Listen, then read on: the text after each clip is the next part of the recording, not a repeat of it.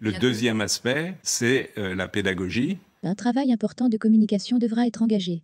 Une communication devra être adressée aux parents, mais il faudra également prévoir une communication ciblée à destination des enfants, adaptée à leur degré de maturité. On attend maintenant, début janvier, que les choses se mettent en place. Aujourd'hui, plus de 70 bébés sont en réanimation. Direction l'hôpital Robert Ballanger, à Aulnay-sous-Bois. Rim est venue au monde il y a 2 semaines. Elle présente une légère fièvre et peine à s'alimenter. Ses parents s'inquiètent et l'amènent aux urgences. Le bébé est testé positif au Covid.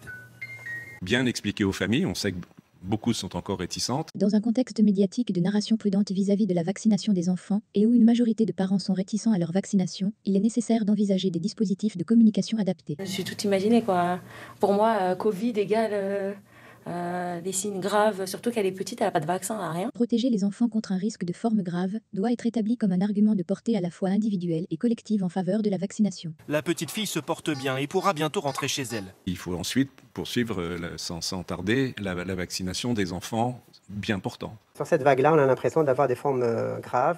En l'occurrence, hier, on a dû transférer en réanimation 3 enfants. La 5e vague et le très contagieux variant Omicron touchent particulièrement les moins de 10 ans.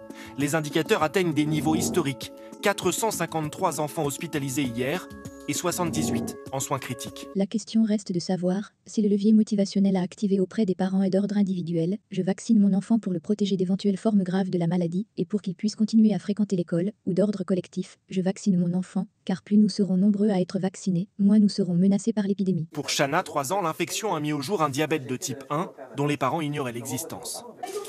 Déjà, le diabète, j'ai pleuré. C'était vraiment très dur.